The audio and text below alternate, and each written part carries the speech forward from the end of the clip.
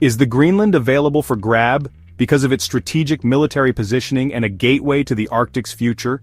Now imagine the United States owning it. That's the dream some policymakers have for Greenland. But today, we're diving into why this idea isn't just unlikely. It's a geopolitical nightmare. Let's start with the why.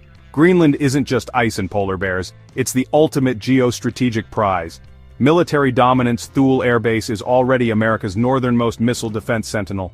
Control the whole island and you dominate emerging Arctic trade routes and counter Russia's hypersonic missiles and China's polar Silk Road.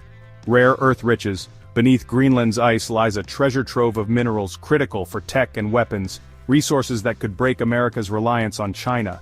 Energy security. 17 billion barrels of oil, 148 trillion cubic feet of gas. In a volatile world, Greenland could be America's new energy frontier. But here's the problem: Greenland isn't for sale. When Trump floated this idea, Denmark laughed it off, and that's just the tip of the iceberg. Let's break down why this deal is dead on arrival. Greenland says no. 56,000 people live here. 90% indigenous Inuit. They're not interested in becoming Americans. Their goal? Full independence from Denmark. Premier Mute Burap Ajede put it bluntly, "We're open for business, not for purchase." Denmark's redline Greenland is part of the Danish kingdom.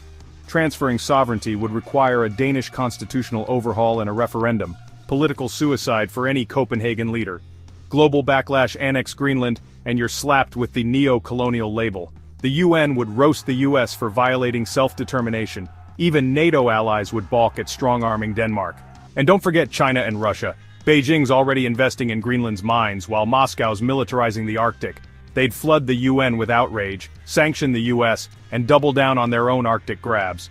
So is the Arctic lost? Absolutely not. The US doesn't need to own Greenland to leverage its value. Upgrade Thule. Expand the base's radar and space surveillance. No annexation required. Invest, don't invade. Partner with Greenland on mining. The US firm Energy Fuels just secured a uranium deal, proof that cooperation works. Strengthen NATO. Denmark's a key ally. Why alienate them when you can collaborate on Arctic defense?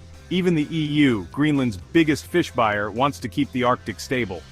Alienating Europe over a land grab? Terrible trade. Let's be real. The 19th century land grab playbook doesn't work anymore. Climate change is melting Greenland's ice, but that doesn't melt its people's resolve. The Inuit have survived here for millennia. They're not about to swap Danish flags for stars and stripes.